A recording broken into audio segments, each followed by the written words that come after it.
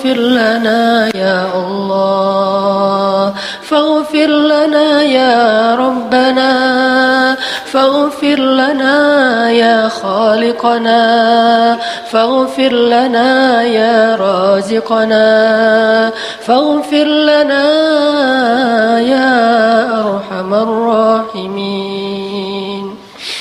Ya Allah, ya Arhamar Rahimin, tidak ada seorang pun di antara hamba-hambamu kecuali mereka pernah berdosa kepadamu. Bahkan para nabimu pernah bersalah kepadamu. Adam pernah melakukan dosa di hadapanmu. Lalu ketika dia memohon ampunanmu, engkau pun mengampuninya, ya Allah.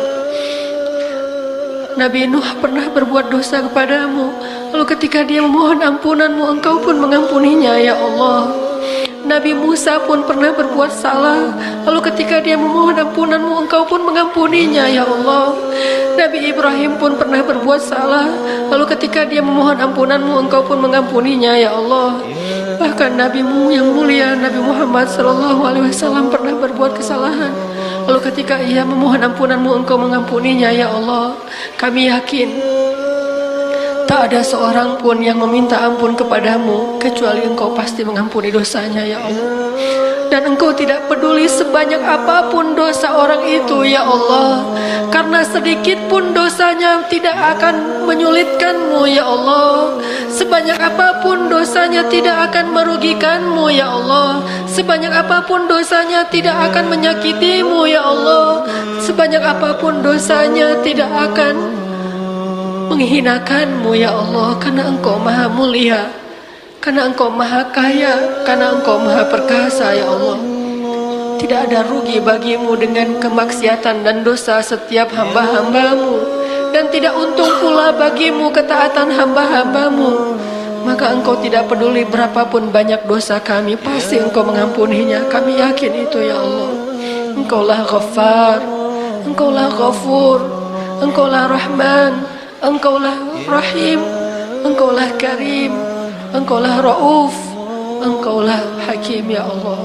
Ampunkanlah dosa-dosa kami, ya Allah. Janganlah engkau binasakan kami dengan dosa-dosa kami, ya Allah. Ya Rabbana, jangan kau palingkan wajahmu dari kami karena dosa-dosa kami, ya Allah. Janganlah engkau mencabut kasih sayang dan rahmatmu dari kami karena dosa-dosa kami, ya Allah. Janganlah engkau jauhkan kami dari kebenaran dan kebaikan karena dosa-dosa kami, ya Allah. Janganlah engkau biarkan kami tersesat karena dosa-dosa kami, ya Allah. Janganlah engkau timpakan kepada kami musibah yang tidak mampu kami memikulnya karena dosa-dosa kami, ya Allah.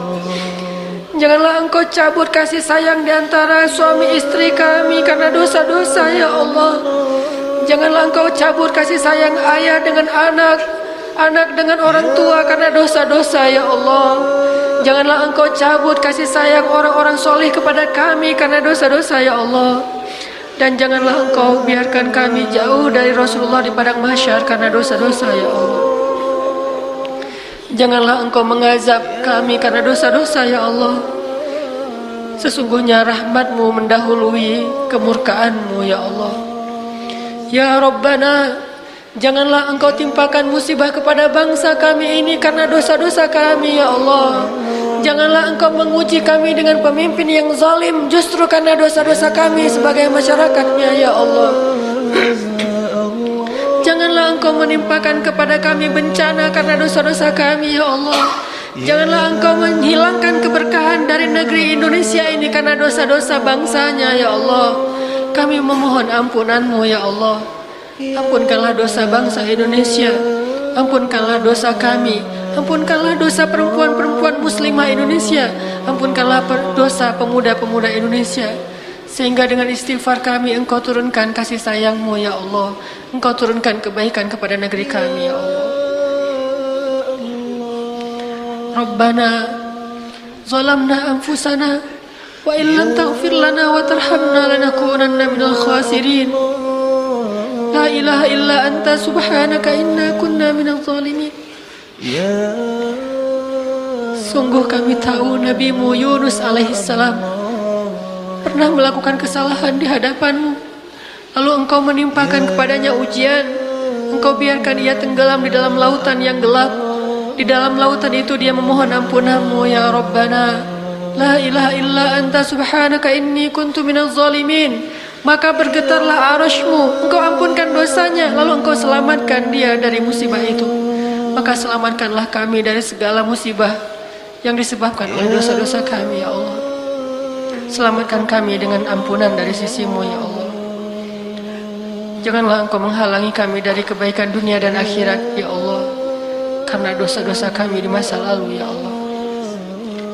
Janganlah Engkau tutup hati kami dengan dosa-dosa kami ya Allah. Siapakah lagi yang bisa memberi petunjuk jika Engkau telah menutup hati seorang hamba-Mu ya Allah.